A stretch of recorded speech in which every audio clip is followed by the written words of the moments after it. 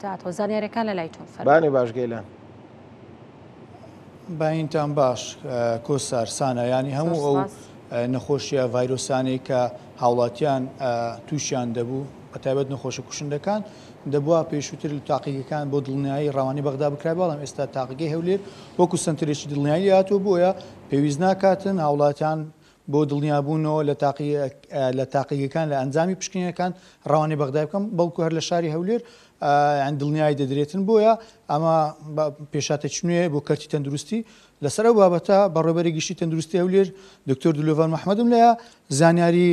ورترمان پێداکا دکتۆر سپاس بۆ دەرفەتە باینتان باش ئەگە پێیان بڵێن چۆن و بڕیاری ئەوە دراکە ئیدی پێویست نەکە ئەنجامی تاقیکردنەوە تاقیگەکان پشکنینەکان لە تاقیەکان بنێردێتە بەغدا ئەمە لە کێوە دەچێتە بواری جێبەجێکردنی زانیاریەکانمان بۆ بخەڕوو. وەکو پێشەچیەک یاری بەڕای ئێمە کارێکی زۆر گرنگە لەبەر ئەوەی ئێمە لە ماوەی ساڵانی ڕابردوو لە عێراق تەنها یەک تاقیگە هەبووە کە باوەڕپێکرا و پشتڕاستکەرەوە بووە ئەویش لە بەغدا بوو تاقیگەی گشتی ئێمە لە هەر پارێزگایەکی لە عێراق و لە ناوانیشەوە لە هەرێمی کوردستانیش هەر پشکنینێکی ڤایرۆسی کرابە یاخود چەند پشکنینێکی تر هەیە پێویست بوو بڕوات بۆ بەغدا لە بۆی لێ پشتڕاست بکرێتەوە ئەوجە ئێمە دەتوان دەمانتانی دڵنیابین. ماوەیەکی درێژە ئێمە لەسەر خەتین لەگەڵ تاقیگەی ناوەندی بەغدا و هەروەها لە ڕێگای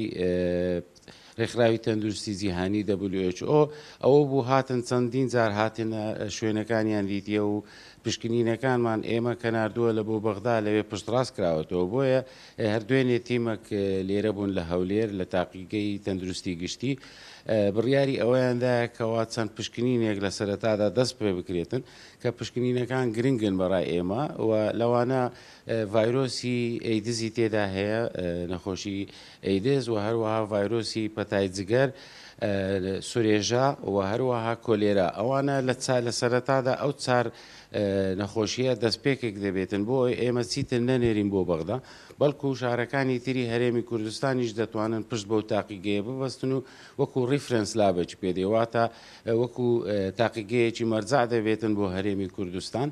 و ئەوەش خطوەیەکی و هەنگاوێکی دڵخۆشکەرە بەڕاستی بۆ هەرێمی کوردستان بۆ شاری هەولێری خۆشەویست و بە دڵنیاییەوە ئێمە خۆم لەگەڵ ئەو تیمە دانیشتبووم کە لە بەغداوە هاتبوون لە سەرەتادا تەنها چار پشکنین دەستپێک دەبێتن بەڵام بەڵێنی ئەوەیاندایەکەوا پشکنینەکانی تریش دوای ئەوەی کە ئەوە چوە بۆ باری جێبەجێکردن ئەوەکانی تریش دەکرێتن بۆیە ئێمە ئەوە خطوەیەکە ئاسانکاریەکە بۆ گشت بەڕێوەبەرایەتیە گشتیەکانی تەندروستی لە شارەکان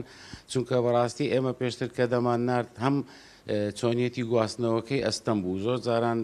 پشکنینێک پێویست بوو بە خێرا بنێدرێتن لەوانەیە بەترسی ڕێگای هەبوو ئاەکەی دەڕواوکەی دەگەڕێتەوە ئەوە نامینێ لە مەودووە و هەروەها پێویستی بە کولفەی زیاتر و ئەوانەش دەبێت ئەوانە هەمووی دەبێتە ئاسانکاریە. چ سوودێکی بۆ کەرتی تەندروستی و بۆ هاوڵاتیانیش دەبێت چ کار ئاسانیەکە و ئەم بابەتە کەی دەچێتە بواری جێبەجێکردن. خۆی ئێستاکە ئێمە بڕیارە لە خلالی یەک هەفتە تاکو و 2 هەفتە ئەو تیمە کە گەڕانەوە بەغدا راپۆرتی خۆیان دەنووسن و دەست پێک دەبێتن یەکسەر دەست پێ دەکرێت لە ماوەی نزیکەی 2 هەفتە ئەو شتەیە دەست پێ دەکاتن و بەڵێنی ئەوەشیاندا پشکنینەکانی تریش بکرێتن ئێمە چکە بەڕاستی تاقیگەی تەندروستی گشتی زووتریش ئێمە ئەعلانمان کردبوو بۆ زۆر پشکنین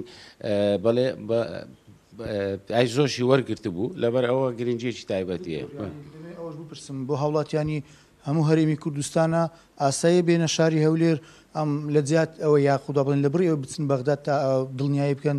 بۆ پشکنینەکانیان بێنە هەولێر ئاساییە بۆ هەموو هاوڵاتیانی کوردستان کراوەیە؟ نا بەخۆی میکانیزمی کارکردنەکە ئەوەیە لەلایەن بەڕێوەبەرایەتیە گشتیەکانەوە ینی بە سەرپەرشتی وەزارەتی تەندروستی و بەڕێوەبەرایەتیە گشتیەکان ئەو سامپڵەی لە نەخۆشوەر دەژیری ئەگەر هات و لای خۆیان پۆزتیڤ دەرچوو واتە دەرچوو بە هەلگەری ڤایرۆسەکەیە تەنها بۆ پشتڕاستکردنەوە لەلایەن بەڕێوەبەرایەتی گشتیەکەیەوە دەنێدرێتن بۆ ئەو شوێنە نەک نەخۆش خۆی.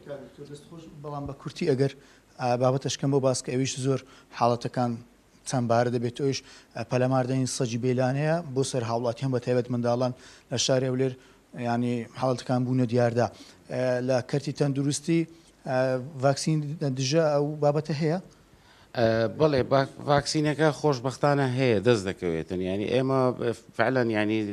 حاڵەتەکان هەندێک زیادی کردووە بە بەراورد بە ساڵانی ڕابردوو ئەوانە بەڵام خۆشببختانە ئێمە ڤاکسینەکە و ئەو پێکوتەیەکەوە پێویستە هەیە لە نەخۆشخانەکان بە تایبەتی لە فریاکەوتنەکان بەس داواکاریمان ئەوەیەکەوە هاوڵاتیان حاڵەتێکی واکە ڕوویدا بە زووترین کات بیگەینە نەخۆشخانە.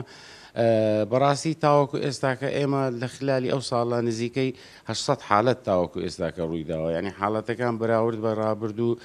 تۆزێک ژمارەکە زیاترە بەڕاستی بەس خۆشببختانە ڤاکسینەکە هەیە و چارەسەر هەیە بۆیان کراوە ئەوەی کە گەیشتە نەخۆشخانە. سپاسان دەکەم دکتۆر دلۆڤەر محەممەد بەڕێبەری گشتی تەندروستی هەولێر کۆسار